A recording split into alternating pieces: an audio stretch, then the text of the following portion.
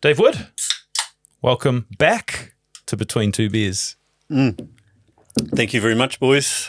Looking forward to getting into it. Seems like a long time ago, eh? 14 months, I think we worked out that you were last on. Yeah, and coming on that podcast last time has been incredible for the business, so thank you. Oh, you're welcome. Let's do it again, eh? Just to set the scene a little bit, after that podcast, I came on the Come Under Pressure workshop 2-day out in Piha with you. I sort of wrote about it and we did a little mini doco on it. It ended up in the newspaper. It did, yeah. It was huge. And since then, I had been telling Shay he needs to go on it. But it's only when someone is ready that they sort of step foot into the arena. And 3 days ago, he did it. This weekend just gone, and he hasn't been able to walk since. What did you do to him, and how did he go? Seamus absolutely smashed the weekend, and we documented Seamus's experience of the weekend, and Seamus and I were sort of liaising sort of 3 weeks out from the workshop with a few goals that he had to hit before turning up. So, it was a cool process just watching the journey that Seamus is going through. And you said, you were pushing him to do this a year ago and he wasn't ready. And I guess like Seamus, that's the journey that you're on. And, and then you turned up and did it and you smashed it. And I think there was a bit of apprehension there about coming to the workshop, but as you saw, it was like once you put yourself out there and you challenge yourself, it's it's never as scary as what you think it is. So for those listening don't know what we're talking about, Shay, what was the workshop? And we talked a bit about it for those that listen to Ambassadors, the sort of the anxiety about what was going to happen. What was your experience like?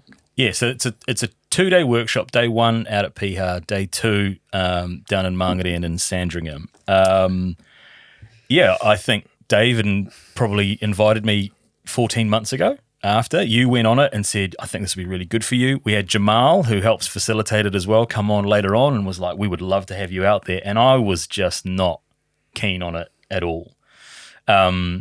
On day 1, shortly after we start, everyone has sort of asked, what's your reason? What's your reason for being here? And I stood up in the sand dunes and I sort of said, well, this is the sort of thing that I've avoided probably for large parts of my adult life. And I've rolled out of the challenge of doing it, hadn't wanted to do it, avoidance of like being, I think, singled out or group fitness stuff. And I had a little bit of concern, like physically, whether I'd be able to do it. In my mind, I'd probably thought it was a workshop for elite athletes, for top performers, and I was thinking, it's only the biggest, the fittest. I was probably one of the biggest, but it was like only the fittest, fastest, strongest sort of people that would be eligible to do this sort of thing. And like Dave said, we caught up a couple of weeks before.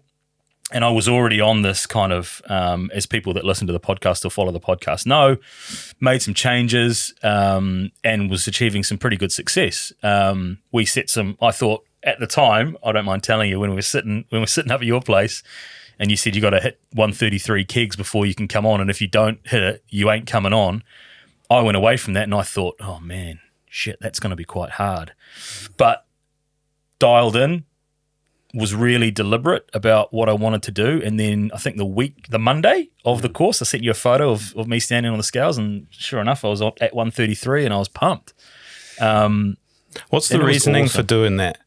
Making him accountable to a target before he gets on? Is it to change the mindset or is it genuinely so that he can survive the course? No, well, we discussed like some of the goals that Seamus wanted to hit, and Seamus is on a real journey of investing into his physical and mental health. And as part of that, it's around losing weight. And so,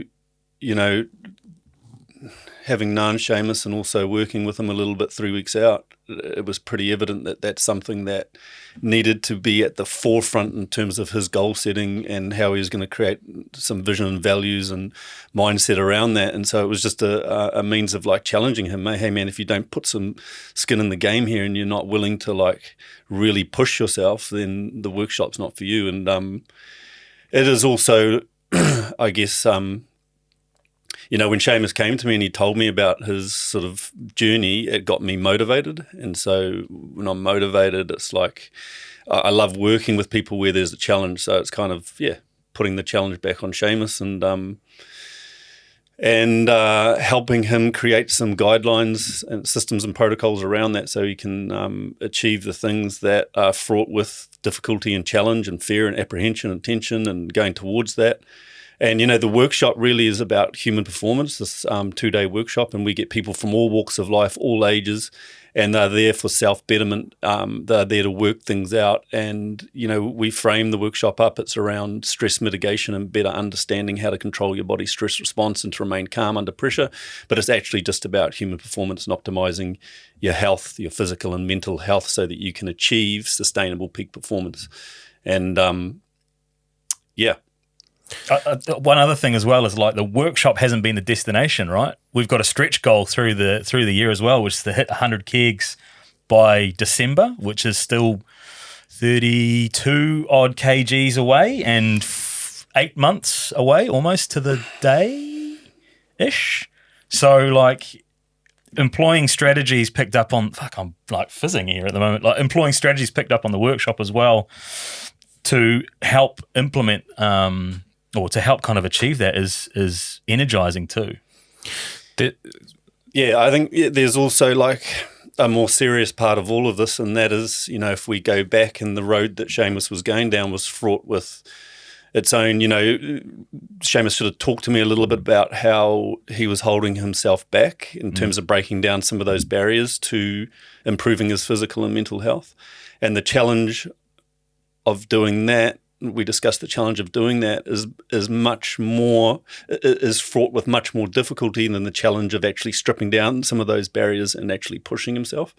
And there's something called, I talked to you about this, Seamus, there's something called metabolic syndrome, which is very prevalent in the Western world and in New Zealand. And metabolic syndrome is a combination of obesity, high blood pressure, high cholesterol, and pre-diabetes. Tick. And metabolic syndrome dramatically increases your likelihood of mortality from things like cardiovascular disease, cerebrovascular disease, but it also predisposes you to things like knees, hips, gout. It's fraught with challenge if you go down that road. And there's lots of, we talked about there's lots of signs and symptoms and we tend to ignore them. And we've got a problem in New Zealand. They call it a mental health crisis. It's actually a physical health crisis. And where this starts in terms of like solving this problem, because it is so entrenched in that, I don't know the exact numbers, but I think it's 32% of Māori have metabolic syndrome, 39% of Pacific Island, and 16% of the rest of the population. 1 in 3 Americans.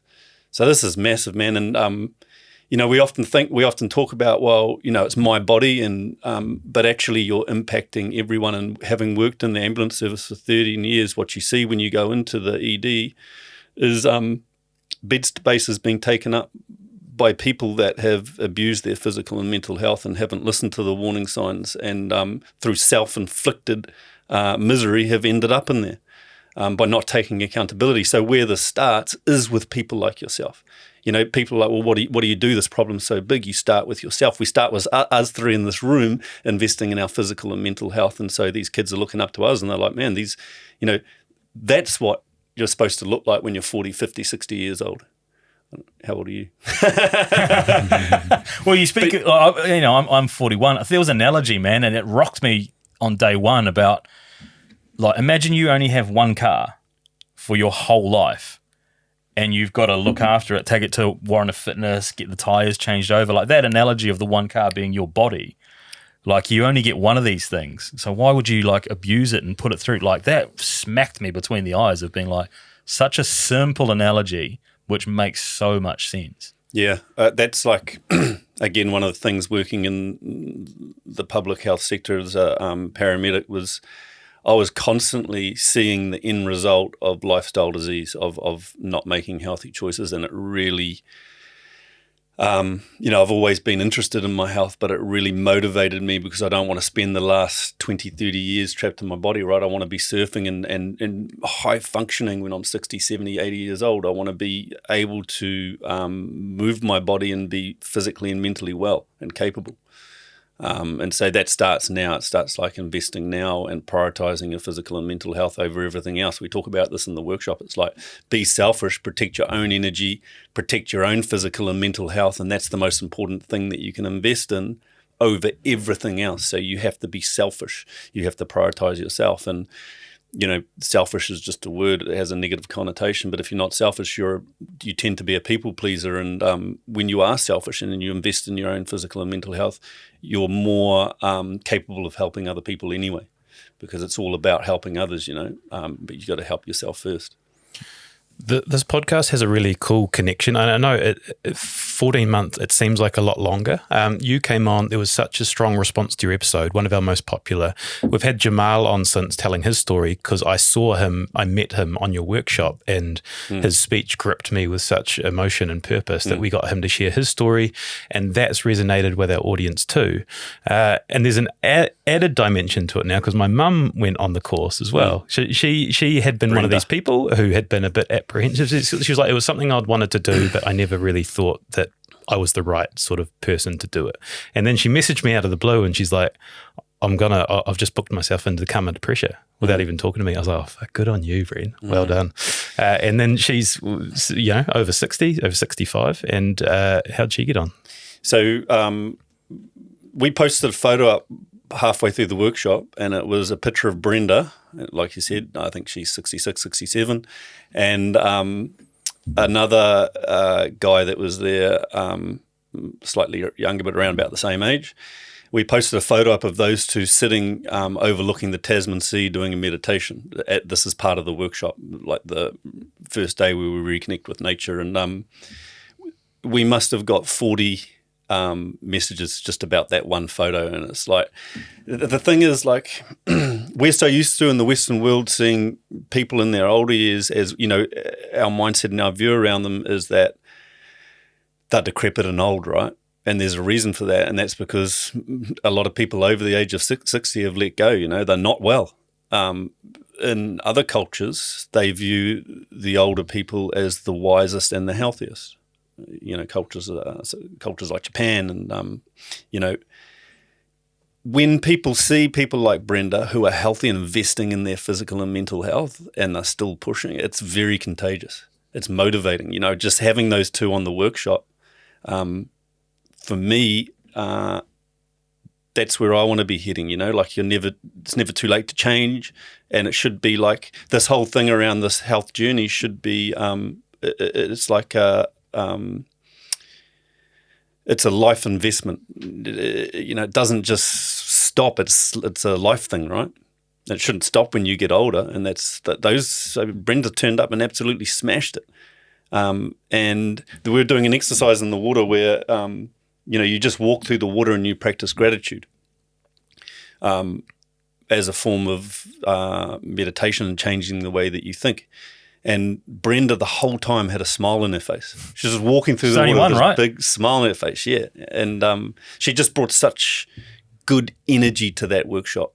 She's got an incredible energy, so your mum's a bloody legend.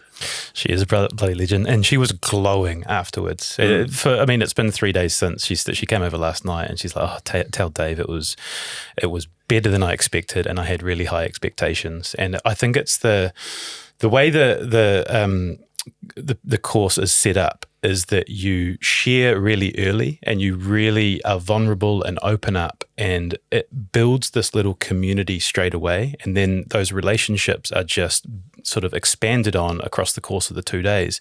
And she said she had some really deep, meaningful conversations with everyone in the group, which you don't normally have, but it's because you've sort of created the situation where you open up. And I think that's the part she wasn't expecting. She was expecting to get a lot of good advice and tools, but it's sort of the community that's built around it.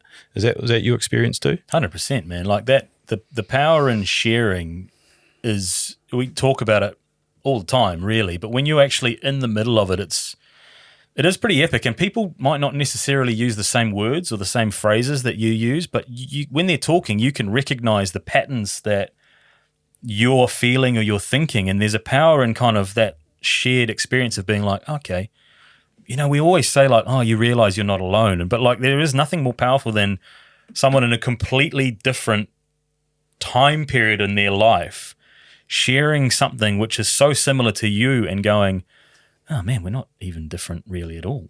Like it was, it's and that bond gets stronger it's quite cautious to begin with, but as the 2 days progress, and then by the end of it, you feel like these people so well. And I think I mentioned it at the end of it. Like the challenge then is like, I think if something's moved in you enough that you actually go seeking that person out and retaining that connection and checking in on their progress, because you've got a responsibility, I feel, to kind of check in on people and see how they're going. Yeah. We are all very similar in that we're just human beings, biologically, physiologically, neurologically, we're the same makeup, right? And so you start seeing the same patterns of behavior in people, the same patterns that are holding people back. And you hear time and time again, it comes back to these three things: fear of failure, fear of letting people down, and fear of what other people might think. And those three things severely hold us back. And so, part of the workshop is about identifying these patterns and then understanding that we can change them, but that takes a little bit of work because these patterns are entrenched in our subconscious state and they always come to the forefront in stress and pressure moments. So it's about a powerful part of the workshop is just allowing people to identify those patterns in themselves, but also they're seeing it in other people. And, I hope and I think that this is like a big part of the workshop is that people come out of the workshop understanding that they can change those patterns and they have the tools to then be able to do that.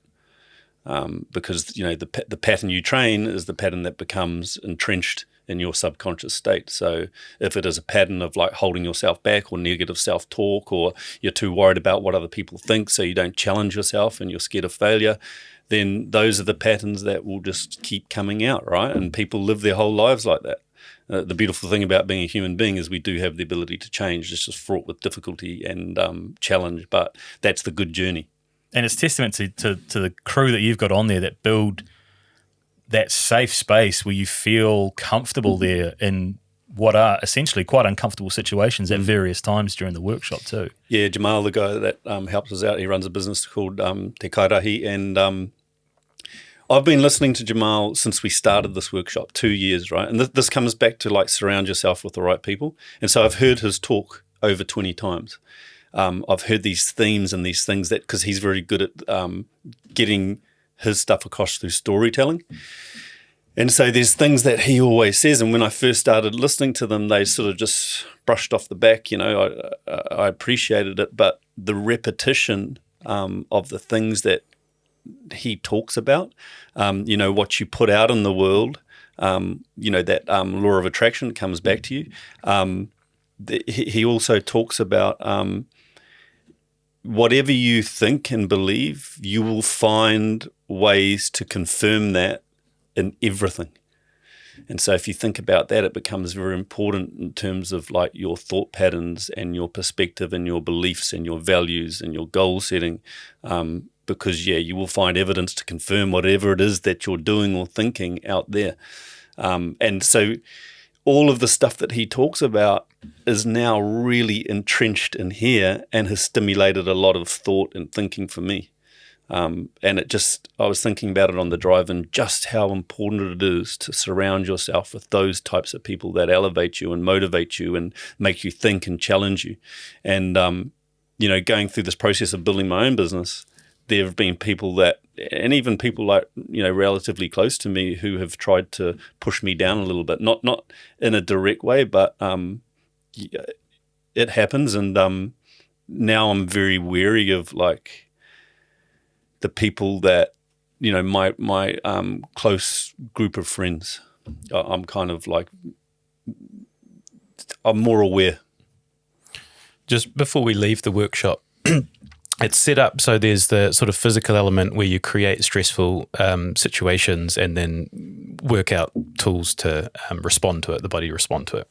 You can explain it better than me. But one of the sort of clouds that was hanging over you was the dunes. So I'm interested in hearing how that first morning was when you attacked them for the first time. I'll be honest, it started before the dunes. Even when you got us to run over to the rock, I was like, I didn't sign up for this early fucking run to the rock. I was like, I was saving everything up for the dunes. The dunes were, I mean, they're just a metaphor, right? Like, and I think it is that whole, like anyone out there that's kind of apprehensive about considering going on the course, very early on, it was like that whole point I made about being the fittest, the fastest, or the strongest, that is totally irrelevant. You're really on the course to compete with yourself, to just do what you can do. And you do a really good job of setting that up early. Like, it ain't a competition between you and anybody else. It's you versus you. So, you know, with that in mind, and I'd been lucky enough, I'd visited Dave out at Piha beforehand, so I'd had a chance to do some dunes, not the dunes that you do on the day. We couldn't get there.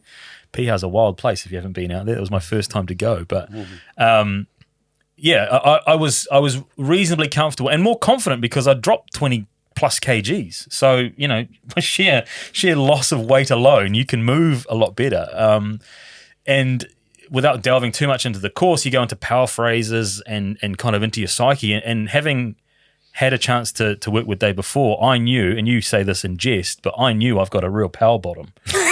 You do. So I knew I'm not joking, man. that if I could get the pistons going up the dunes, I was like, I can get up. Get up, fine. And having the breathing tools, being able to kind of bring yourself back down, I knew, like, if I start going, these pistons will get me up to the top. It doesn't matter.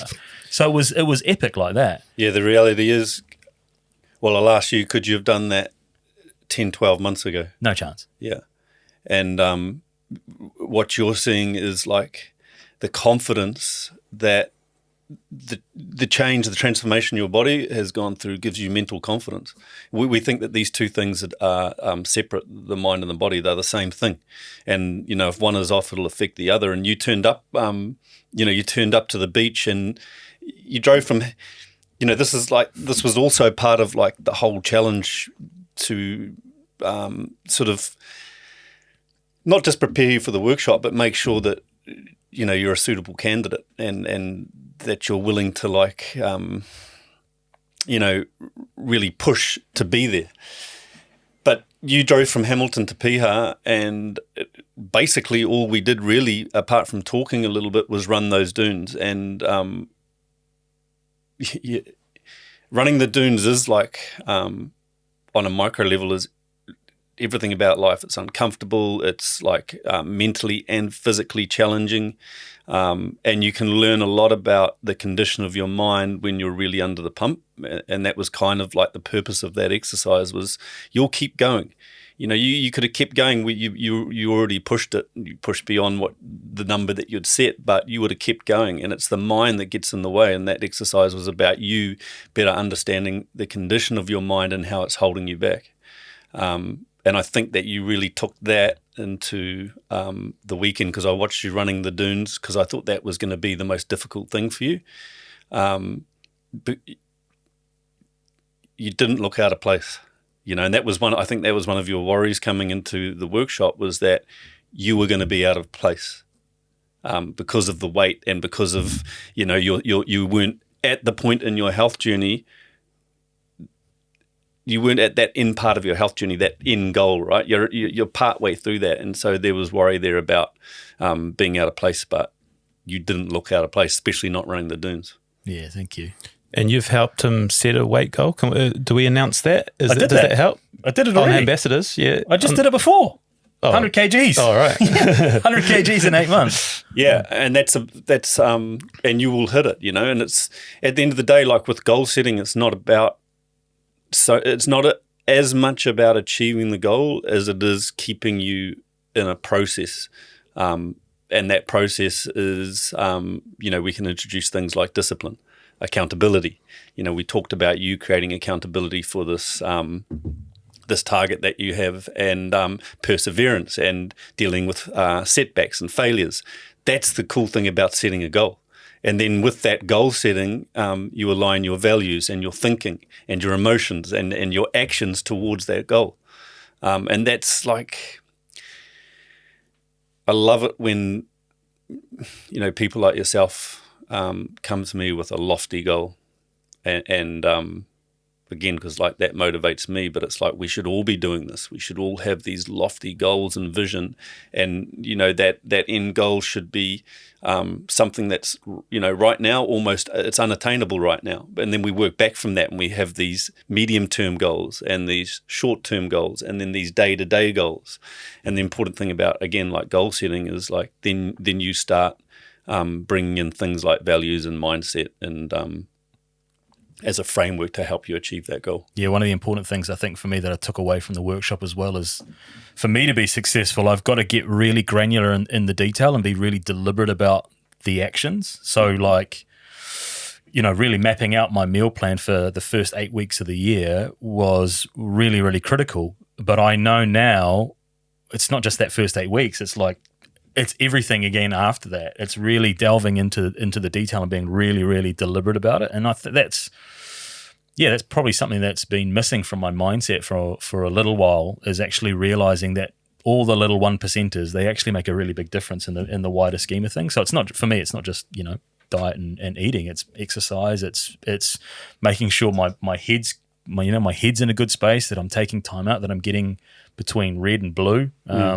Spoiler alert, you need to go on the course to get into that. I won't go too much detail, but I think like an interesting conversation is like, why did you put the weight on? Yeah, because I just get like, it was easy. I got into a habit of not prioritizing taking time to think about what I was eating. I would grab and eat on the go. I would make excuses that, I was on the go, so I don't have time to make a good choice. And I would, go to an easy shortcut, which more often than not is a fast food. Yeah. But was it because we know that food is addictive, right? The combination of sugar, fat, and salt is like highly addictive. And these food companies know that, right? And they know the exact right amount of sugar, fat to salt that they put in these foods that result in you having this addiction to the thing. So when you're addicted to something, it's very hard to stop. And when you do stop, you have to replace that with something else. But I guess like what I'm getting at is when I ask why, is it like often when people are dealing with stress and overwhelm and trauma and things that happen in life, they start looking for external things to create comfort. Right? I was going to say, comfort. It's comfort eating. It's comfort choices. Yeah, a lot of people can resonate that, not just with like the food, but other external things that they're trying to use to control what they're going through. And I think that's why, that's one of the reasons why we have such a problem, right? Because that stuff is so accessible to us. It's everywhere. It's really interesting you say that, like reflecting on it. So I stopped drinking, 3 years ago? But when you stop something, you replace it with something as well, right? So I probably, just kind of psychoanalyzing myself, went into that kind of comfort food space of being like, well, I don't repress my feelings with alcohol anymore. I'll just repress them with food and those comfort areas. Your eating has been so clean for, I don't know, the last 10 weeks, 3 months. So what have you replaced? If you have to replace it, what have you replaced that with? Oh, shit, I don't know. Exercise, learning, investing, it's like, that's the good journey. Sorry to answer the question for you, but the reality is what you've replaced it with is learning. Yeah. It is like exercise. It's all that good stuff, It's like reconnecting with the friendships and, having a new relationship. And it's all this good stuff, man. And all that nonsense, all that external stuff that we're latching to, it's all bullshit, and often it takes, for human beings, it takes something to happen, something significant to happen, normally to your health. You get something taken away from you, and then you're like, right, I'll do anything now to get that back. And a lot of people have to hit that rock bottom or that gnarly thing to happen for them to make change. It's like a weird part of being a human being, I guess, but I think a better idea is to not have to go through that. Yeah. I just think like it's frustrating. I find it really frustrating, people that let their health go, because what we're doing is we're letting these other people win. I mean, take for example, you go to the supermarket and you go look at the cereal section. That cereal section is designed to get kids hooked to the food. You look at Cocoa Pops. What do they use? They use animation on the, they use cartoons, and it's all designed for kids to like look at it and resonate with the imagery. And then these kids are addicted to this stuff, and these people, these food chains, these companies, they know that. I always just think, F them, man. Like, why am I going to I wouldn't do that to my kids. I wouldn't buy my kids that food. And there's another thing here where it's like, it's hard to eat healthy, because it's expensive, but it's actually not. That food is actually expensive. The fast food is actually now expensive, right? It's much cheaper to buy some blade steak or some chuck steak and chuck it in the slow cooker with some potatoes and kumara. It's like, that's cheaper than buying Macca's or eating this crap artificial food that creates so much chemical stress. We talk about in the workshop, the body system that uses the most amount of energy is the digestive system. That stuff has to get from your mouth all the way out through your digestive tract, out through your ass. And if you're just shoveling crap, and that's a lot of chemical stress, right? That's a lot of energy that you're using. I get like... fizzed. Well, I just get frustrated because of what I've been exposed to and what I've seen, and it is just lifestyle disease. It's all reversible. It's all avoidable. I drive to work and in the mornings, and you drive past a dairy and you see these kids coming out and they're drinking V drinks and they're eating chips for breakfast. Like, man, we've got it's such a problem that is now entrenched in society, and it's become the norm. You know what's so appealing, Dave, about you, and I notice this on the course, is how much you care, like the genuine care that comes out when you're speaking about these things. And I sort of wanted to move into how the business is going, because when we had you last on, we weren't that far removed from Woody's workshop, and it was you, and you were sort of starting out, and I was on one of the early come under pressure courses. But in the last 14 months, I've just been seeing you from afar, some of the talent that's been coming through and the groups and the building. How has the business been going since you were last on? The business in the last year has been about, because there's been quite rapid growth in the business, and running a business doesn't come natural to me. I've just finished 14 years of working on an ambulance. Technology, all that stuff has gone straight over my head. That's all, the training is, I find the training easy. It's running the business that is difficult. And because I am the business, it's constant. And I've really had to learn to detach from the business and be able to, detach from the business and my personal life. And that's really difficult. The other thing that I've learned about running a business, and my whole life, I've never liked the red tape stuff, all the systems and protocols. Whenever I've been in a job where they start, it was when I first started lifeguarding, I did that for 10 years professionally. And I traveled overseas doing it, and it got to a point where they started to bring in all this red tape stuff, all these rules, all these regulations that took away the autonomy from the person to make decisions on the beach around the management of the beach. And so I was out. It started happening in the ambulance service to a degree, and I've always pushed back against that. So when I started my own business, I was very reluctant to put all these systems and protocols in place.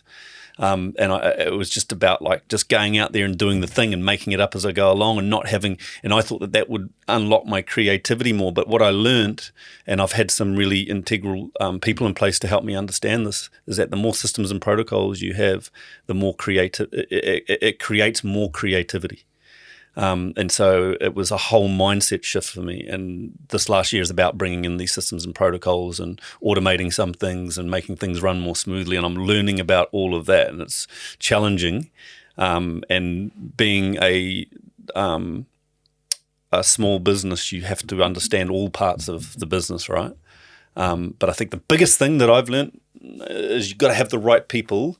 And you hear this like growing up, you've got to surround yourself by the right people. You have to have the right people in place. And it's really resonated with me through growing this business. You've got to find the right people. And I feel like the business is at a place now where we're starting to put, and we have a team that we're building now. It's not just me. It's a small team of people, and that's integral to getting to my vision and my goal with this business. Like Jamal talks about that law of attraction. Has that been your experience through running the business? Is that people have just been drawn to what you're trying to do? Man, that makes the hairs in the back of my neck stand up, because it is so true. Even like you guys know Di, she's now our business manager. Di Foster, absolute weapon, helping us too. Yeah. Shout out, Di. She was a client of mine. So I always knew that I needed someone there to overlook the business, right? I just didn't know who it was. I didn't know how to find that person. Di was a client of mine, and, she ended up being our business mentor. So, it has... These things do fall into place when... I think when you're just aligned and you have a clear idea of where you're going, and as part of that, because I have a big drive to get it there, but I'm also mindful of like not burning people and being a good person and, giving back and all that sort of stuff. And I think when you do that, things come back to you, that law of attraction. I believe in that totally, 100%. And there's been so many other things that, just really uncanny things. Like I was trying to, I bought this Mac computer. And I didn't know how to work the thing, and it was doing my head in. And so I went back to my old computer and I just left that thing. I was like, no, I've got to learn about this. And so that same day when I said, I've got to learn about this, I was walking through the airport to fly to Wellington, and I was walking past the bookshop, and all I did, I just happened to glance down and I saw a book on User's Guide to the MacBook. Just happened, and I just stopped, and I was just like, what? That kind of stuff happens to me all the time, and it blows my mind. So I don't know how to explain it, the law of attraction, but it's the thing. The thing about New Zealand is it's so small that when you're really good at something, word gets around quick. And when you start dominating that sort of elite sports scene, and you've been working with Israel Adesanya and Kai Kara France, and I saw Tukan Burling and Joseph Parker and I think the Highlanders, and I saw the Warriors out there. And I was like, man, that has spread so fast, but it's no surprise to me at all. But when you've got the whole Warriors squad coming out to train with you for a day for something that you've built by yourself, is that a moment where do you take time to think, this is cool? I've been trying to lately. I haven't. Historically, it's just been like, the whole thing is you never make it. People that think that they've made it are, we know what they're like. That you never make it, and I never think like, oh man, this is... Because sometimes people say to me, people have even said to me, you've made it. And I'm like, man, I'm so far away from where I want to be. It's from my vision and my goals and my journey. And I think it's important to stop and reflect, not on the things that you've achieved, but the process. And so I've made a real point of this, especially in the last 3 months, to really reward the process, the discipline that I've showed, the focus, the perseverance, the dealing with the setbacks. Those are the things that I praise myself for, not working with this person or working with this team or achieving this outcome. I think if you praise those types of things, what tends to happen is when you don't achieve them, it kind of, I think if you just keep rewarding the outcome, the focus is in the wrong place. When you say you reward yourself for these things, what does that mean? How do you reward yourself? So I'm a good burger. Yeah, go for a surf and just... No, I just sit down and just reflect, and it's just that self-talk, man. That's I think is so important, because I think you can just get into that mindset of just constantly looking forward, and you tick one thing off, but then you're straight on to the next thing, and you never stop to actually reflect on what you have achieved by having a solid process and by being process focused, if that makes sense. And are you constantly trying to refine your process? Because from the outside looking in, and you've just kind of alluded to it as well, it would seem like Dave's got it all sorted, but are you like using your own stuff in your workshop and then tinkering and presenting it back to people in a different way? If I wasn't using that stuff, I would be an absolute fraud. And from the very start, it's always been, and I'm not perfect and I don't get it right, and but it's always been very important for me. If I'm giving you something to do or I'm pushing something, I have to deeply understand it. And, I've been through, like in my life, a lot of stress and pressure. And even like building this business has been stressful, right? And I will often go back into my old patterns. I just think now I'm much more aware of it when I do.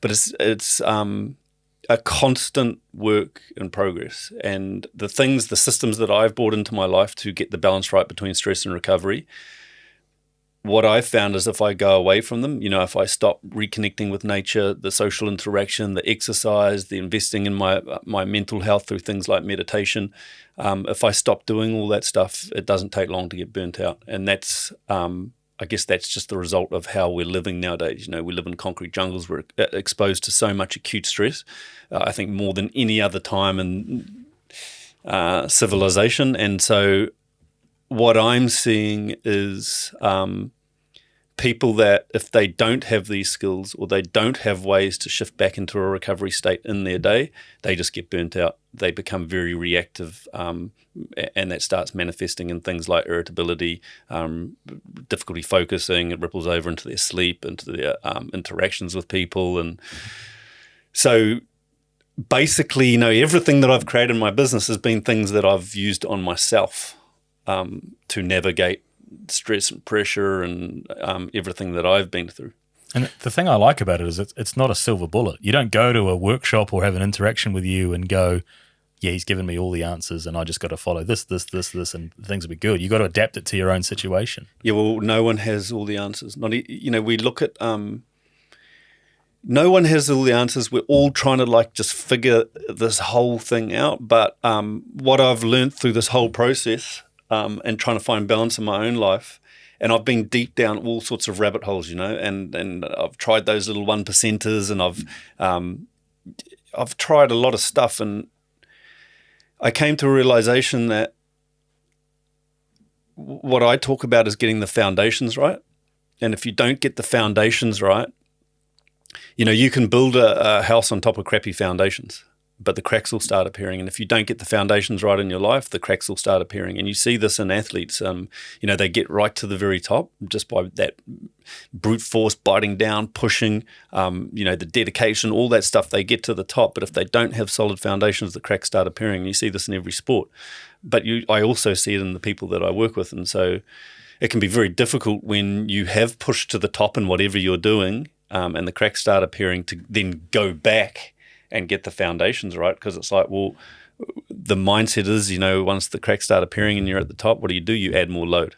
Well, that's the problem, that, the scales have tipped, and that's what's starting to cause the weakness. And so, and the foundations are I call them the big things. They're not the small things. They're not the 1%ers. These are the most important things, and it's the pillars of health. And these are the things like reconnecting with nature and social interaction, and prioritizing your sleep and exercise, and stress, some sort of stress mitigation and recovery in the form of, I think the most powerful way is meditation, and having a better understanding of your mind and body.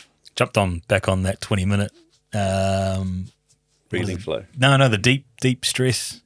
The non-sleep deep rest. That's the one. Shit, it was good.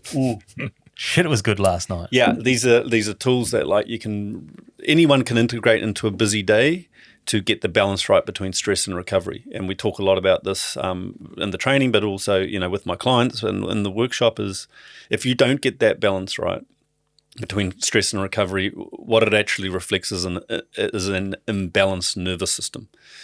Two parts of that autonomic nervous system, the sympathetic, the red pushing, high energized state, high arousal, adrenaline, and the blue, the parasympathetic, the recovery part of your nervous system. And we tend to spend much more time in the red, and then we adapt to that. And there's so many ways that we adapt to that, but a lot of that is around difficulty focusing, irritability, reduced empathy and connection with others, difficulty sleeping, because that, being in that red, is a place of survival and reactivity. And it just so happens, because we work in concrete jungles and we're so busy nowadays and there's so much acute stress, it's very easy to get stuck there. And we've seen this, coming through COVID. We have seen the result of a large portion of the population living in the red, because that was a time of fear and reactivity. I talk about this again, like in the workshop. If you have two partners, and they're both in the red, what are they going to do? They're just going to keep going like this. Every time there's an argument, they're going to want to win, because it is a place of survival and reactivity, emotional regulation, critical thinking, short-term critical thinking, and being more calm comes from that blue part of our nervous system. Just jumping back into the sort of business mindset. When you have these events coming, 24 people flying from all around New Zealand and around the world to come on these courses, paying good money, there's an expectation that this is going to be epic. Are you nervous? Are you stressed out in the week leading up to it? Look, just coming here today, I felt some anxiety, some apprehension, some tension. Why? Because I care about the thing. Why? Because I'm scared of failure. Why? Because I'm scared of what other people might think. And so, yeah, the answer is yes. The answer is yes, I do. I worry, but what I understand is that is normal. And I have a stresses enhancing mindset, meaning that those emotions, those thoughts, and that thinking that comes from that, to me, it's normal, and to me, it enhances performance. So coming in here today, having a bit of, I wouldn't call it anxiety, but you're kind of like, you want it to go well, of course you do. That to me enhances performance. And the best performers in the world are the ones that have a stresses enhancing mindset. But I've had to learn that. And I guess like the part of my business that is difficult is running these workshops or going and doing the keynote or working with athletes, you have to perform at a very high level. That's like expected of you, right? And you have to do that over and over and over and over again. And I guess like with repeat exposure to challenge, I think it dampens that. Well, it does. It dampens the stress response. So you still feel a bit of anxiety, a bit of worry, a bit of stress, a bit of apprehension, a bit of fear, a bit of tension. But it's not as pronounced, and I think you learn to like leverage it to your advantage. The other cool part of the business is that you have these like 3-day intensive, right? Where people... we've actually got we've got a couple. I'm pumped about this one. We've got a couple from not a couple, two friends from Norway who have made the trip, and they arrived yesterday. So their 3-day intensive starts tomorrow. So that's 3 days going through the entire training curriculum, really immersed in the training. It's like taking 6 months of training and condensing it into 3 days, and then we program for them so that they can go away. And that 3 days is again like about the knowledge, the skills, and the practical simulations pertaining to human performance and stress mitigation, and understanding, how we operate. We're just made up of 11 different body systems, and it's having a better visual representation of how all of those systems work together, and where are you investing your time and energy. And everyone is trying to achieve, or I think most people, some people don't care about their health, but I think most people are trying to achieve happiness or a feeling. And how you do that is to achieve optimal health. And once you achieve optimal health, you can achieve peak performance. But achieving optimal health is about understanding how all these body systems work together. And if one is off, it affects every single other body system. It's like the digestive system. If you're shoveling crap into that thing, it's going to affect your cardiovascular system. It's going to affect your muscular system. They're not separate, these things. They all work together. So back to your thing, this 3-day intensive is like, I find it incredibly motivating that these people have flown from all around the world. Norway, yeah. Right. And the one before this was a guy from Singapore. And Like the brand is international. People are picking up on it through just word of mouth. And do you find out what the connection is, or how I've never done any marketing around the 3-day intensive apart from what's on the website. So yeah, it's a lot of that. Oh, you've done some now, Dave. Yeah. Oh, look out now. They're going to come for you. So yeah, a lot of that is word of mouth is like the most powerful form of marketing. And I love the 3 days because it allows you to get deeper, peel back those superficial layers, get deeper into the training and a deeper understanding of the person that you're working with. Because there's lots of people obviously that know way more than me about all of the stuff that I'm training, mental skill development, nervous system regulation, breathing development. But I think what I'm very good at is getting on the same level as people and understanding human behavior and piecing together where these people have come from and why they're at this point with these patterns that are holding them back.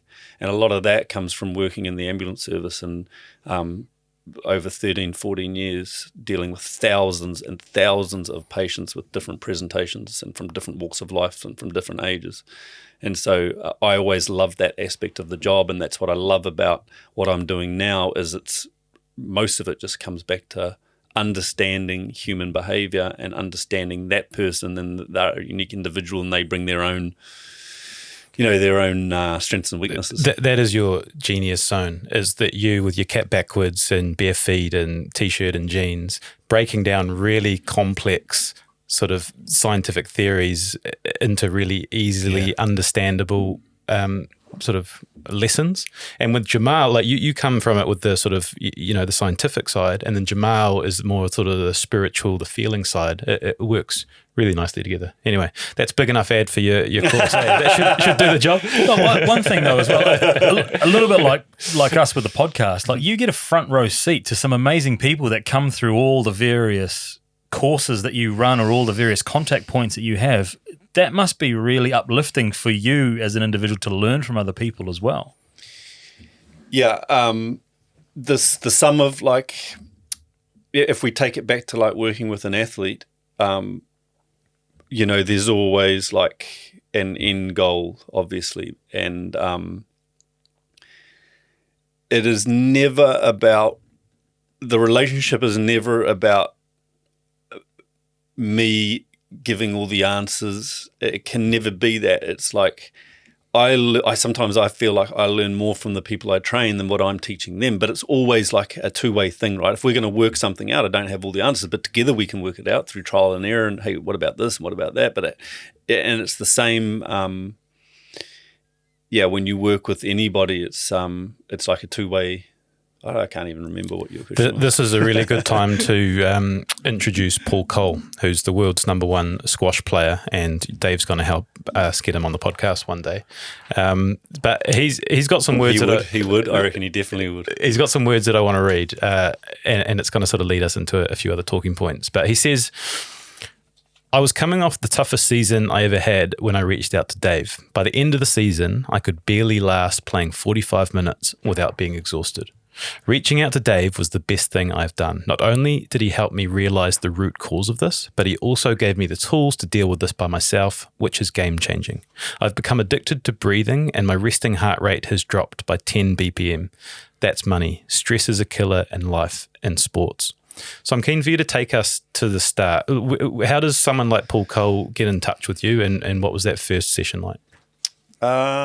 Just through Instagram, just through DM and Instagram.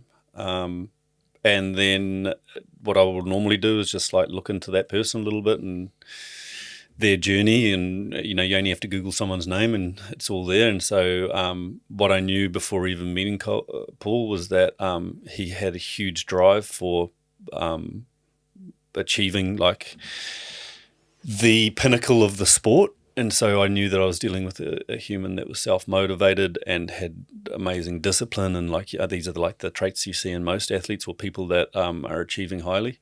And then what I understand before even getting on that call is like, and you see this like time and time again, is if you don't balance all that out, the cracks start appearing. because that stuff,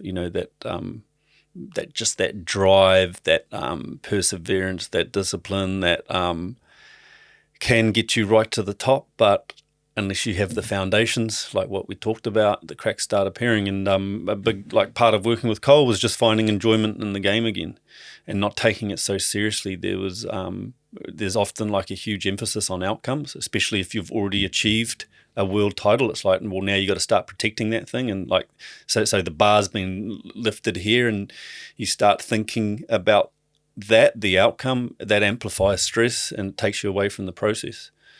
And so one thing that I say is we often look for complex solutions to simple problems. And for Paul, it was just that. It was it's complicated when you're stuck up here, right? And so sometimes it's about just getting out of there, getting back into your body, start enjoying the process again. And, the outcome is more likely to take care of itself if you focus on the process and bringing some enjoyment back into what you're doing. And sorry, carry on. Yeah, and just one thing about that testimonial from Paul, he said stress is a killer. We've gone deep into all of this stuff. What he means is uncontrolled stress, not having the ability to control your own body's stress response in stress and pressure moments, because stress is not bad for you. Stress is actually good for you if it's controlled. And so the training that I did with Paul is about getting him to understand his own body's stress response and how to have more control of that in pivotal moments in the game, but also being able to integrate it into his training so it becomes a pattern. And the point I was about to make, what I love about that is you would put him through the same things that we went through on the weekend, more or less, right? Absolutely. The exercises are the same for everyone. It's just how you change the variables of that exercise and how you apply it to the person, right? And this comes back to biologically, physiologically, neurologically, we're all the same. And we tend to hold athletes up on this pedestal, and we think that they're so different from us. They're exactly the same, right? The difference between an athlete and general population is that they train specifically to be able to deal with these stress and pressure moments. But the reality is that we all experience those moments, whether you're going into the boardroom to deliver in front of, or you have to stand up and talk in front of a group of people, or you run a business, or you're a mum, or you're a dad. Everyone needs these skills. And so, back to your point, it is the same exercises, the same skills, the same knowledge. It's just how you apply it with the person. And I loved working with Paul because, and Paul's gone on an absolute tear, and, the work with me is just one small bit of the puzzle, right? But it's a really important piece around mental agility and better understanding his values and his goals and his mindset. A big part of that was, I think if you can make someone just aware, just awareness alone will create huge shifts in performance. Just being aware of their own patterns and how it's holding them back. Because often when you're in the thing, these are patterns that you've done your whole life, right? Or these are patterns that have got you right to the very top. And so those patterns can become part of your identity. The reality is they're not, and you can change those patterns. So the work is a big part of the work is just putting your finger on those patterns that are good for performance and the patterns that are, starting to become detrimental to performance. I love how we've created the space where we get world-leading experts to come in and just kind of help educate us. But I'm going to ask you, and it's kind of a bit of a personal one for me because it's some advice I need. This life we've created is a lot going on, and it's a busy business now. And for the first time, I think in my life, it's potentially getting overwhelming. And when I finish at work, whenever that is, and I go back and re-engage with my family, it's really hard to turn that switch off and be present and not have those things running through my head. So I know this is something you work through. Well, what's your advice? Come under pressure 2.0. The advice is that what you're basically doing all day is preparing for battle, right? That's what you are demanding of yourself physically and mentally is a lot. You're trying to build this business. There's a lot of stuff coming at you. There's a lot of different stresses that the business brings, but also you add life into that, and there's a lot of stuff coming at you, and that's what you're talking about, right? Mm-hmm. And it starts becoming overwhelming, and how that manifests is cognitively. It's difficult to focus at certain parts of the day. You get brain fog, you get irritability. The solution is, and it's an easy one, but it's also very difficult because stress is addictive and a busy lifestyle is addictive. And we find it very hard throughout our day to stop and shift back into a calm state, because we believe that by doing that, we are going to be less productive. So bear with me. Okay. And so we avoid it. And we also find it easier to be in an upregulated state, in a stressed state. I'm not talking about high-level stress. I'm just talking about the stress of deadlines and everything else that comes with your day. We find that space easier to sit in than the space of the opposite of that, which is shifting into a calm, centered, focused state. And so the answer to this, how you create sustainability in what you're doing, because you want to be doing this in 5-10 years time, right? You want to be here with Seamus in 5-10 years time. This thing will be massive, but you have to get the balance right in your day between pushing, getting stuff done, 2-3 hours of driving, and then stopping and actively shifting back into a calm state. Now, how you do that is you have to unlock that creative part of your mind. Well, how do I, in a busy day, how do I balance that? How do I find the balance between stress and recovery? Well, what are the most powerful forms of recovery? I mean, there's a park down the road. It's like going for a 10-minute walk. It's taking 15 minutes of your day to meet up with a mate and have a coffee. It's about exercising. Going for a walk around the block or going to the gym as part of your daily routine. Now, these are all things that allow you to find that balance between stress and recovery. And some of those things are actively shifting into a calm state, meditating, doing a 5-minute breathing flow in your day, going down to the park, just being in nature. But others are actually creating stress, exercise. And what will happen when you do that in your day, when you exercise and you create more stress, because it is stress, it is more load, is that you will have what we call a rebound effect. So you'll come out of that exercise and you'll feel more calm. So the exercise, you'll get that sympathetic part of your nervous system, but when you come out of that, you feel good and you have this rebound effect where the parasympathetic nervous system comes back online, that rest and recovery part of your nervous system. Does that make sense? Yep. So the answer to your question is you can continue in that space of being busy all day and pushing, and you'll get a lot of stuff done, but you'll keep getting burnt out. And when you get burnt out, you'll go and you'll take a holiday, or you'll take 2 or 3 days off, and then you'll pick yourself up and you'll go again. You'll get burnt out again. Some people do that in their entire lives. There's a huge cost associated with that, and that's the cost, that's the effect it has on your physical and mental health. So roundabout way, man, what I'm trying to say is prioritize your day. So these are things that you have to put in your calendar. I'm going to exercise for 15 minutes. I'm going to go for a jog. I'm going to do a 5-minute meditation. I'm going to do like a 6-minute breathing flow. These are simple things, man, but they are very powerful in balancing your nervous system. And if you don't find that balance in your day, do not expect to leave work and then to go home and have balance and switch off, because you've been in an upregulated, reactive, high energized, high arousal state all day. We're not robots. We can't just go home and switch off, right? You're going to carry that energy back into the household. And so there are some things you can do, as well as finding balance in your day, to then be able to leave work at work and go back into the home environment. And these are things like, with some of my clients, it might be on the way home listening to a podcast. So you get your mind out of work and back onto something else. It might be... Which podcast? It might be before, at the end of the day, you go and exercise. It's like these things that intercept It might be like before at home you have an ice bath, and before you go into the house you jump in your ice bath for 2 minutes. These are all things that intercept your physical and mental state. Yeah. Go on. I was amazed thinking about phones and social media. Like when you drove that point home at the workshop about, for a lot of us, default was just go on our phone and just scroll mindlessly. But you're like the way you were explaining it, and you'll do it better than I do. But like your brain ain't used to taking in all of that information. No, it's not. Yeah, well, have some of this liquid death.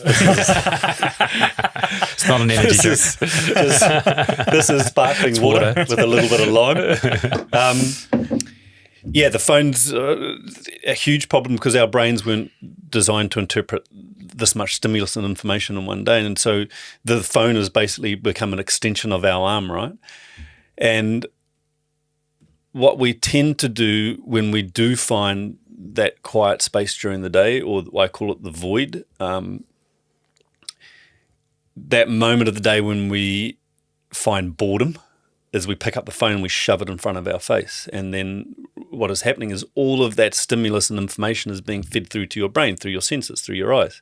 And your brain has to interpret all this information. What do we do with it? Do we put it in our short-term memory, our long-term memory? Do we attach an emotion to it and that's stored in a different part of the brain?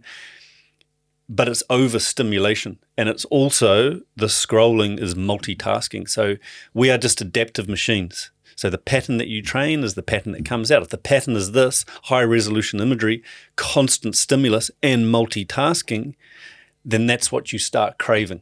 That becomes the addiction. And that's why, when you've phone sitting there, you're constantly picking it up because your brain starts craving it.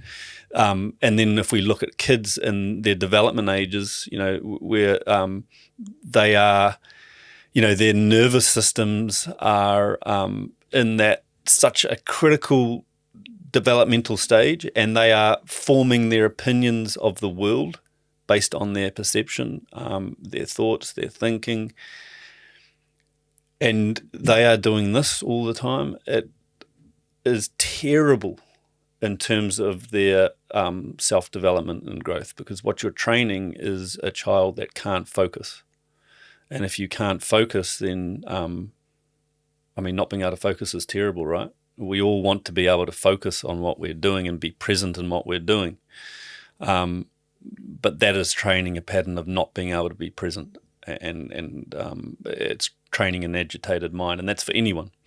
And so, yeah, for myself, this has been a massive thing running a business, because you do have to be on the phone, right? Mm-hmm. But you don't have to be, at one point I was looking at the amount of hours I was spending on my phone. Man, it was horrifying. That little message pops up, and it's like you spent so long on your phone this week. Like, oh, Jesus God, you loser! What are you doing? But if we look at, what are we doing in the evening that is significantly impacting our sleep, because sleep is the deepest form of recovery, right?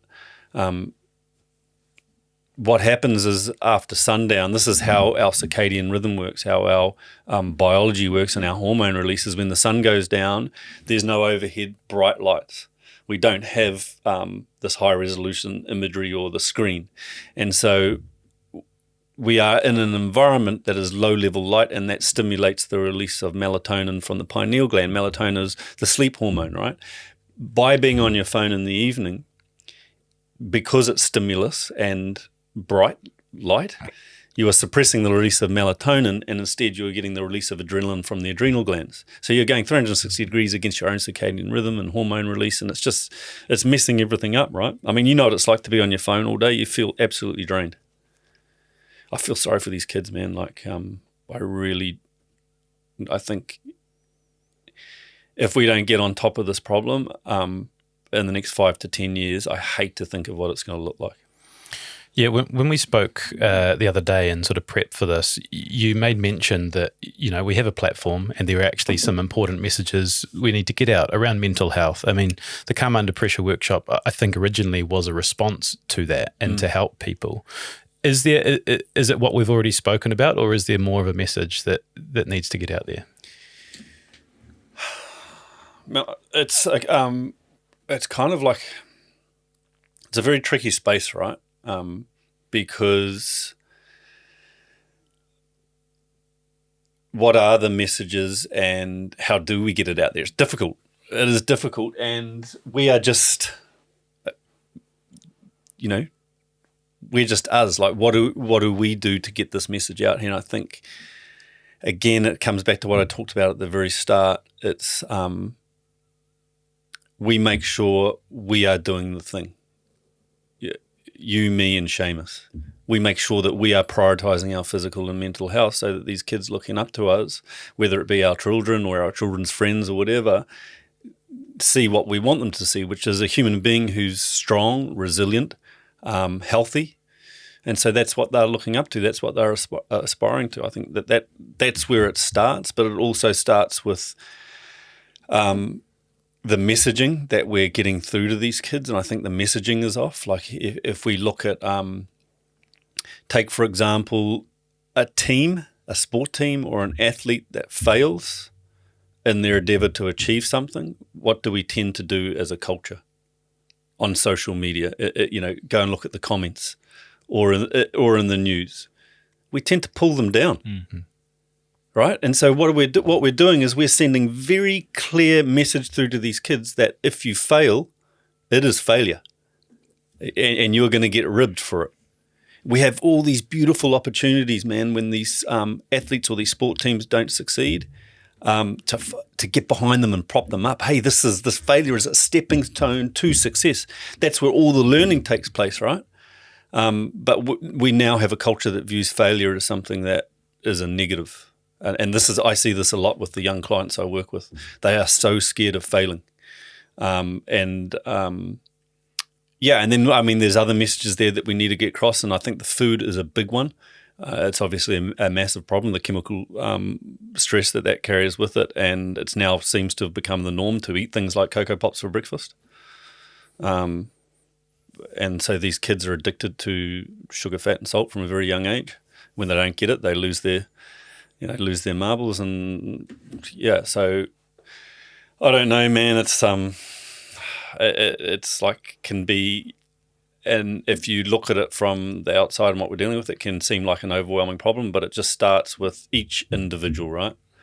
I don't feel like there's any excuse for being unhealthy. Obviously, like, we're not trying to be perfect, right? I'm certainly not perfect myself, but it comes back to just prioritising your physical and mental health over everything else, because you've only got one body. It's got to last a lifetime, and you've got to look after it. You made a point there, like, you can't actually separate physical and mental health, right? Like, you asked us the question in the workshop, what percentage of success is mental and what percentage is physical? And people were like, 80-20, 60-40. It was great. It's 100-100. Yeah. Like 100% mental effort and 100% physical effort. Like, Yeah, because if the physical body is off, if you haven't looked after your physical body, it'll constantly agitate your mind, right? Because you're dealing with inflammation and pain and restriction in your body. And then if your mind isn't on, in terms of, your mindset and your thoughts and your thinking and the emotions that you attach to that, that will have a huge ripple-on effect into you physically. And so, they are the same thing. It's just the human body. But I do think that we have lots of opportunity to get the stuff out there. And I think, this platform is like a great platform to do that. And anyone that has a platform should be pushing, physical and mental health. Oh, yeah, that's our space. Keen to talk Izzy Adesanya for a minute. I know that you haven't worked with him recently because he hasn't had a fight, but after he worked with you in the build up to his loss to Sean Strickland, and you talk about the sort of the pile-on of someone loses or fails. What is your relationship like after a fight like that? Is your job done? Are you still reaching out? Are you helping him in any way after the fight? Good question. No, other than being supportive, and I think, like, you have to be, as an athlete, you have to be realistic. You're not going to win every fight, right? You're not going to win every game. You're not going to win every match. Like, there has to be, you got to be realistic. It's, it's inevitable. And I guess, like, the work that I'm doing, like, you will often work with an athlete who's gone on a losing streak or is coming off a winning streak. I think what's important there is really making sure that the mindset around that is right, and that, you know, the loss or the failure is an opportunity for personal growth, but it's also like a time where you have to reflect, right? You got to reflect on, okay, what did I do right? What did I do wrong? What do I need to change? But often I don't think it's about reinventing the wheel. It's about, again, being realistic, like you can't win everything, and improving where you can, but also identifying like maybe some of the things that are starting to creep in that are holding you back. And I think that happens with like any athlete or any person who's constantly challenging themselves. It's like a constant evolution, and you're trying to, be self-critical when you have the losses, and even when you have the wins. It's like it's constantly how you can get better. The work you're doing with those UFC guys, you got Carlos in at the moment. Is that the most extreme form of pressure? That fight environment, is that different? I think so. Not all stress is the same, and not all pressure is the same. I mean, I guess like in fighting, the stakes are quite high. Like you can literally get your face smashed in. And I also think like in that environment, you really are, it's such a raw, I can imagine it is such a raw place to be, because there's no one, it's just you and another person, right? I think often, like in team sports, it can be easy to hide behind the team. You know what I mean?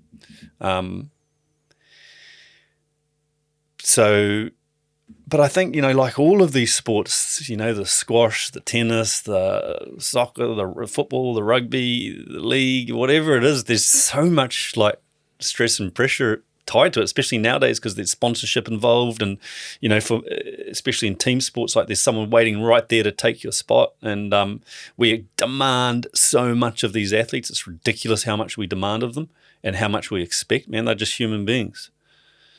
I forgot your question. There must be a real emotional attachment when you work so closely with these guys and then you're watching them. Yes. Does that rawness come out? Oh man, I get so emotionally invested in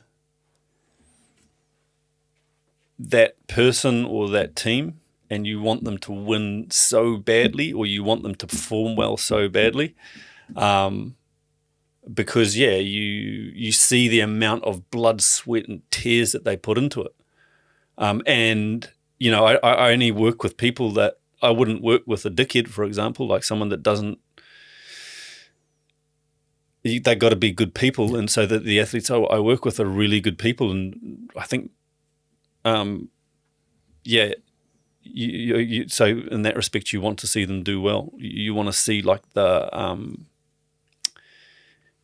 you want to see like all their hard work pay off, and it does really affect you when, the result doesn't go their way. Like, I get quite emotional about that, but again, it's like you got to be realistic, and you can't always win. Those fighters are interesting because their campaigns are so. Are they operating at like a peak performance level between fights? No way. No, you can't sustain that type of. That is unsustainable. Because what they go through in a fight camp, the amount of physical and mental pressure and stress that's on them is so significant that you can't stay in that space. You would just get burnt out, right? And it's quite interesting in fighting how in fighting in particular, they'll all have an alter ego. It's the style bender or the don't blink, I cut a France. They all have this alter ego, and I think like part of that is protecting themselves, because you can't live in that space, especially preparing for a fight where you can imagine that you're constantly in a physical and mental state of battle, whether you're actually in the training or you're thinking about the fight. And so I think that alter ego allows them to somewhat be themselves, and then when they get to the performance, they switch into that alter ego, which is like maybe the hyper-focused, extremely disciplined, whatever it might be, version of yourself. Is that a strategy that anybody could employ? Absolutely, yeah. It might be that you're nervous about talking in front of groups of people, and you have an alter ego that you switch into that allows you to disestablish some of those patterns of behavior that are maybe holding you back.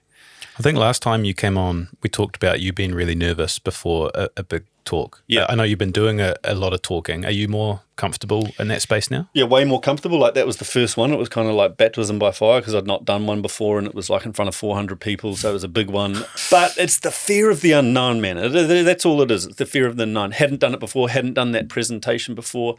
And I was really disappointed with myself after that. The talk went really well, but I was really disappointed in myself because I was like, well, I have all this knowledge around mental skills and that, but I was anxious and I was stuck in my head. And why am I I know now that sometimes when we're in that space and we think that,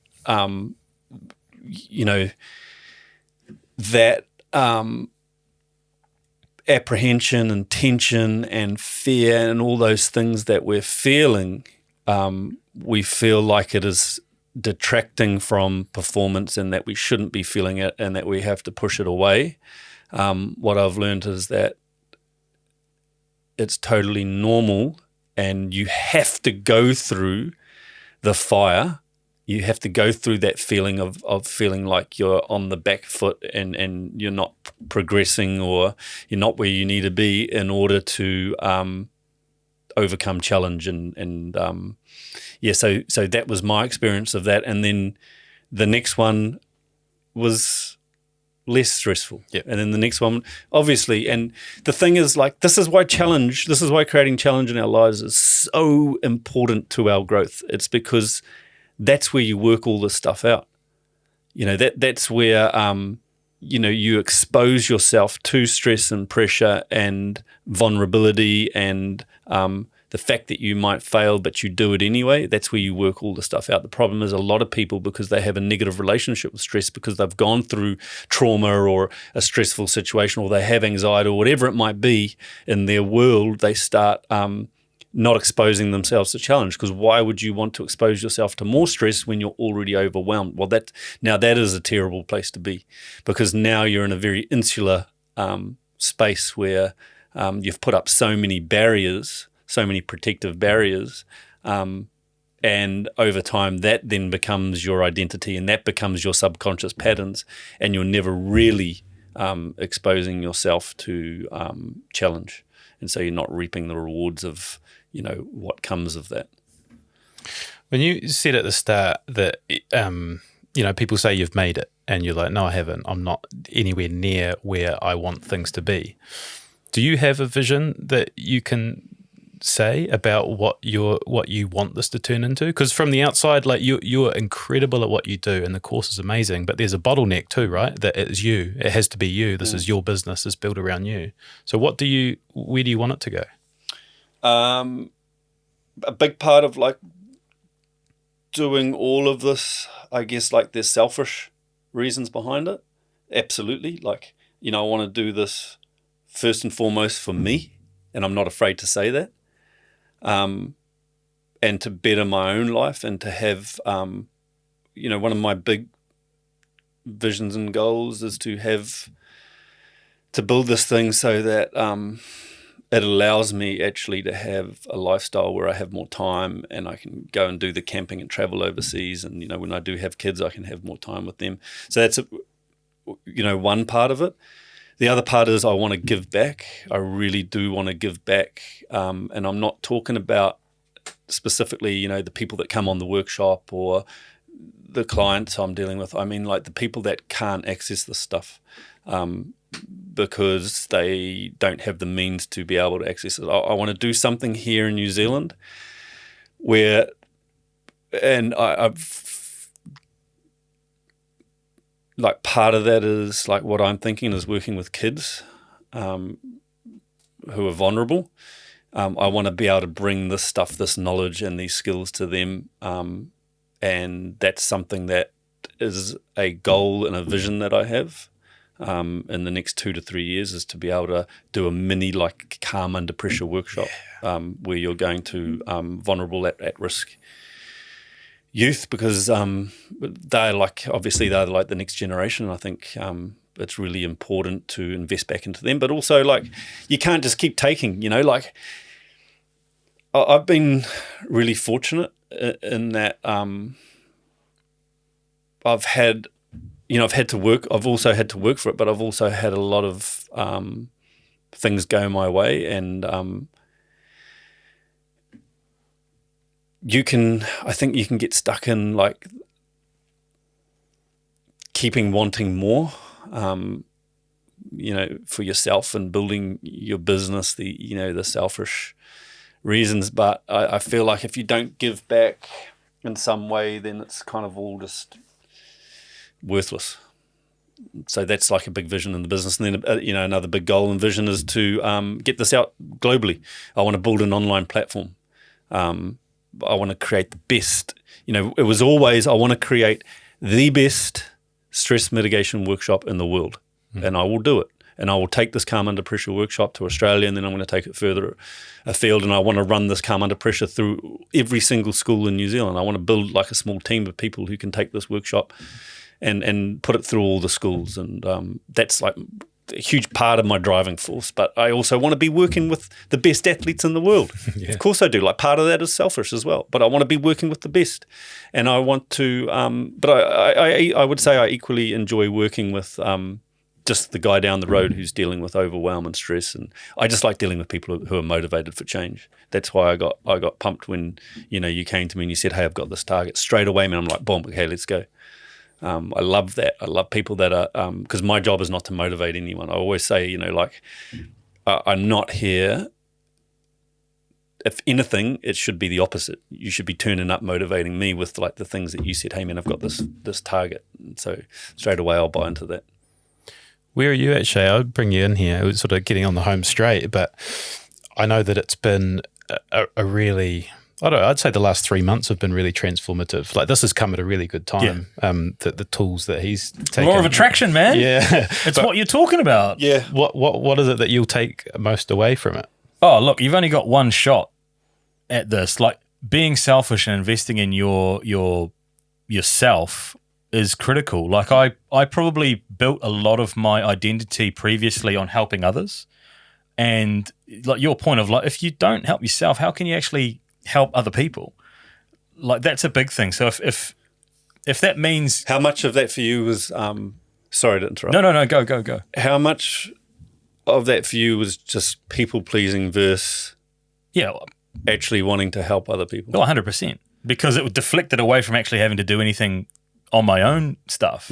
If I could make someone else feel happy in a room, I'm like, oh cool, that's great. They feel fantastic. I don't need to do anything about my own stuff here. It'll dumb it down for a little while, silence it for a little while. Did that require a lot of your energy? Yeah, man. Yeah. So you just give and give and give, and then you talk about that kind of burnout. Like it was like that. Like I'd have to go away and spend a couple of days just to myself, re-energizing to go again, to give to more people. Versus now where I feel like I've got lots of energy to give to people, but I'm actually like generating it all myself. Do you see like you and I talked about this and how important it is that going through this journey, you are going to be, we talk about like if you know the destination, like if you have a very clear definition and understanding of the destination where you're going, when there's obstacles that get in the way, you either push through them or go around them. What I see with like people that are on this journey is that you're always going to hit these obstacles, right? Now it can be something going wrong in your life. Fuck, I'll tell you that right now. Weigh in this week. I'd pop weight on. So for the, you know what I mean? So for the first time, Steve, say something to him. So for the first time, for the first time in 8 months, it was like stand on the scales. Oh shit, scales haven't gone down. Ordinarily, I'd be like, well, fuck this, I'm out. This is a waste of time. I'll just go straight back. No, this time around, it's like, no. What's unraveled in the lead up to this? No. You got to just go back to your processes about being dialed in and being deliberate about those things. Get back and do that again. Like whereas beforehand, adversity strikes. I'd like run away, hide, not confront it full on. But this time it's like, no, that just proves that when you're actually on the path, the rewards will come. And if you deviate from that slightly, it won't happen. Yeah, so for you, that's a massive shift in mindset, right? Huge. Because for so long, that was your mindset. When you were met with adversity and failure, you didn't like it. Yeah, Now it's an opportunity, right? exactly. And that is just a simple shift in mindset, and everyone can do that. Mindset is just a mental attitude that allows you to see things in a certain way. And we have mindsets around all types of things. We have mindsets around stress. We have mindsets around food. We have mindsets around challenge. And it's just about like identifying some of our own mindsets around these situations and things that we're confronted with, and just asking yourself, hey, is that a good mindset or lens to look at that thing through, or do I need to like create a different mindset? And like what you said before as well about like just as eating shit was addictive, doing cool stuff is addictive as well. Like I think you asked me before, or you asked me before about what have I replaced eating bad food with? Like I used to be want to be a chef when I was a kid, so like I'm loving being back in the kitchen now as an adult, like learning different recipes and creating different things. Like it's just you tap into, you feed that kind of, I don't know, that creative side to you, or tap back into the things you enjoyed as a kid, and it's like, man, this is actually awesome. Yeah, I think you also going through this journey, like you also have to prepare for a bigger setback, not just getting on the scales and you've put on a kg. That's a setback. It was only 800 grams, guys. It's easy to very clear. It was 800 grams. Yeah, I think we have to prepare for significant setback and have a contingency plan there, because it's going to happen. It does happen, right? Yeah, it happens because there's unprecedented stress and pressure ahead of all of us. And so it's about planning. If you don't have a plan, well, when you get there, it's easy to start acting on fear and anxiety and whatever other emotion it might be. But when you have a plan, it's like, right, we've got that plan, pull it out, now we put it in place. I call it like a contingency plan with the clients I work with. They have to write that plan out. So when they do fall off the wagon, it's like, right, we pull our plan out, and it might be like a plan that is implemented for one entire day. Right, we wake up, we do this, and it gets you back in the routine. Because once you will know this, like once you fall off a routine, the hardest part is just to start again. Yeah. Is that like, this is all fresh for me, and I wonder, like a year after doing the workshop, is it still fresh in your mind, or are you getting kind of reminders in being part of this conversation? Yeah, reminders. But I mean, the biggest one, and Dave answered my question, is just prioritizing. And I've let other things sort of climb up the order. Happens, man. It happens, right? It's the same with the hip mobility stuff. I worked with you on that, and I've been seeing a few people, and I know what I have to do. Life gets in the way. I know what I have to do, but I haven't prioritized it. Yeah. And that is the difficulty, because we're so busy and it kind of falls to the back. But that's why it's not a program. It should never be viewed as a program. It should be viewed as a decision to make a lifestyle change.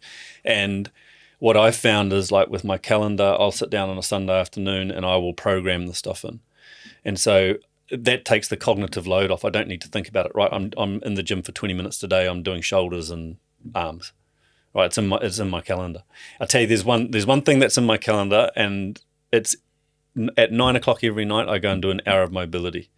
I dim the lights in the gym. I go in there and I do an hour of mobility. I programmed it in my calendar, and I might be doing something like last night. I decided I wouldn't do the mobility because I was kind of just tired, and I was just sitting in front of YouTube, watching documentaries. And 10 to 9, I get the thing go on my phone, just the reminder.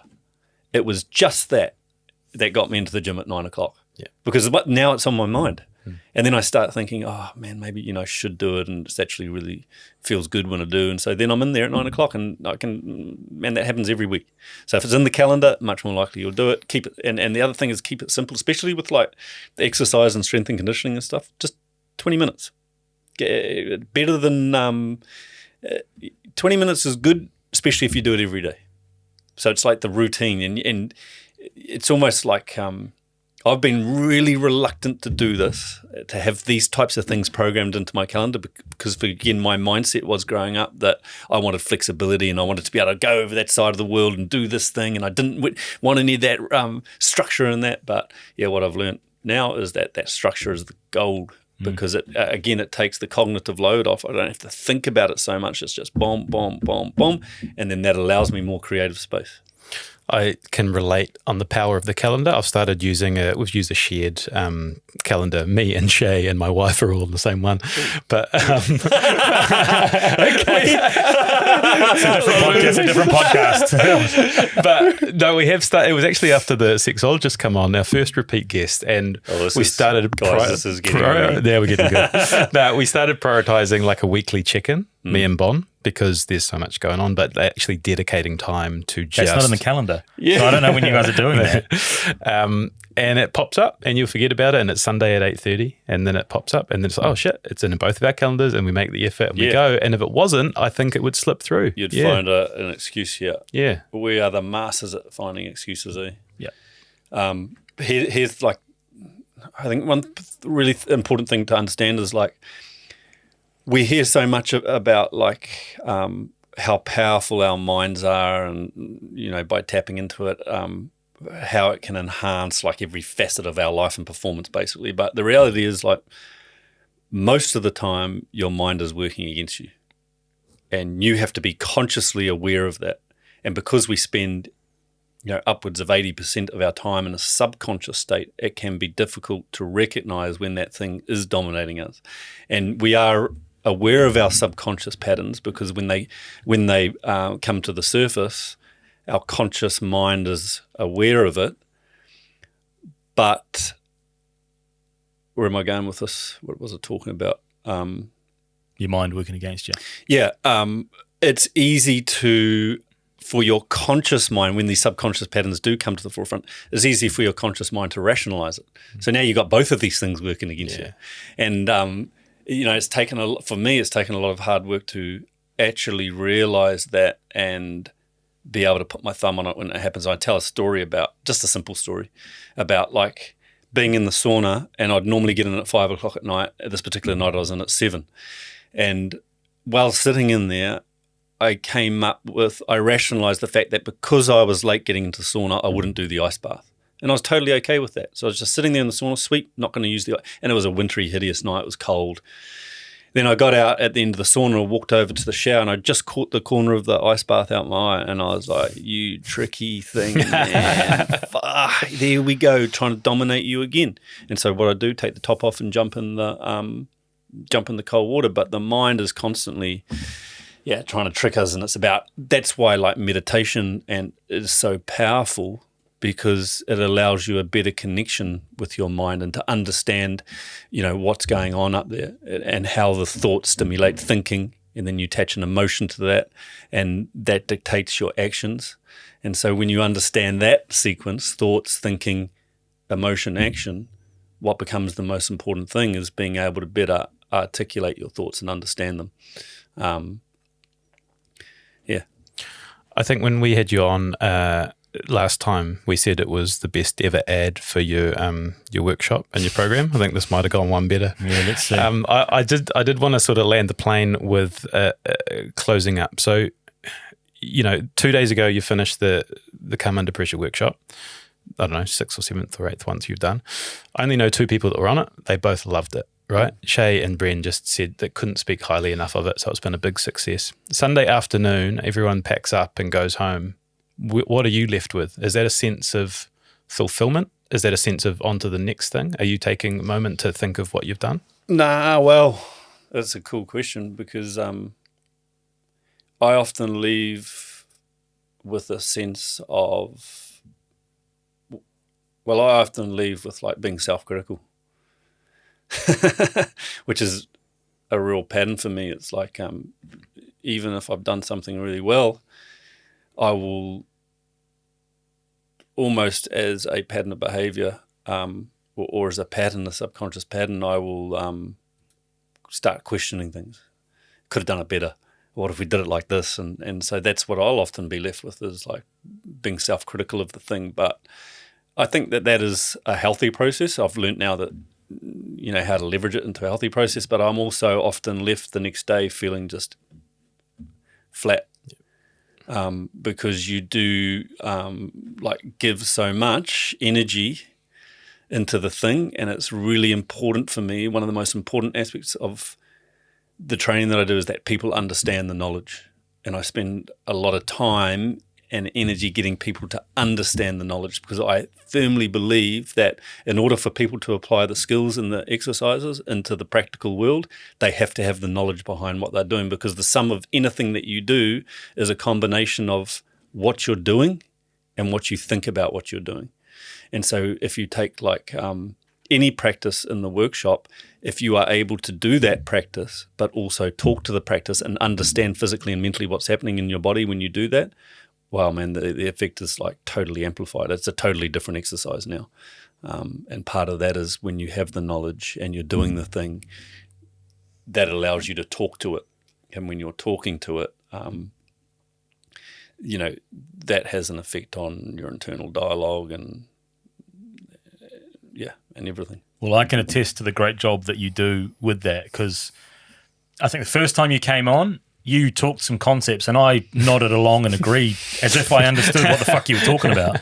And then you go on the course, you get the workbook, you deliver it in a way that is understandable, and then you do the practical exercise, or we do the practical exercises to really cement that knowledge. And I think, I come away with that. I'm not an expert by any stretch of the imagination, but I've got a way better understanding now of what is happening and what I can do. Yeah, and that's really, really powerful to come away from a workshop with. Yeah, I think we should definitely understand a lot more about our bodies than what we do, and why wouldn't you want to really why would you not want to understand your own mind and body in a bit more depth? So yeah, man. I put a lot of energy into that, but I often feel flat the next day. And there's a huge pack down that happens with all the gear where you spend the next day doing that. And I try now I'm really, one of my big things in the last year is protecting my energy. And I would often even a day after the Come Under Pressure workshop, I would book a client in, and I was terrible at saying no to people, and so I'd fit them in. Well, I worked out that just burns you out, right? And so one of my values is protecting my energy, and so I will block out 3 days either side where that's my time. That's after the workshop I like to go surfing or go camping or whatever, just to reset and recharge. But that's part of I guess me taking my own advice around finding balance. Not coming on a podcast. Well, yeah, thanks for fitting us in. How many podcasts have you done now? You've done a lot, eh? This is my favourite. Yeah, that's what I was fishing for. That's good. Yeah. Hey, just a question before we wrap up. Did Brenda talk about my lunge walks? She did. She did. She was like, "How's Shay?" I was like, "Oh, he's not really walking very good."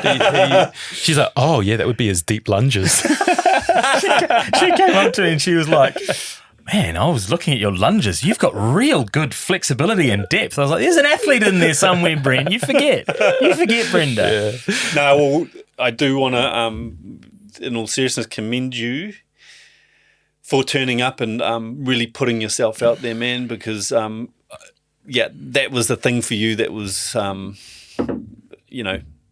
huge challenge. And I want to see, man, by the end of this year that, well, you are going to hit that 100 kgs. And I told you at the start, one of the most powerful ways to create accountability is to tell people what you're doing. So, yeah, third time, people. Shay, by what date did we say? We said Christmas Day. Yeah, 2024. 100 kgs. You heard it here. Yo. You heard it here, and we will hold him accountable, Steve. Yeah, he's been held. Check that out. Very good. Dave, thanks so much, mate. It's been so cool sharing your time again. So much to learn. Really enjoyed it. So cheers, brother. Oh, Claiming them both. Yeah, cheers, Dave. Cheers, boys.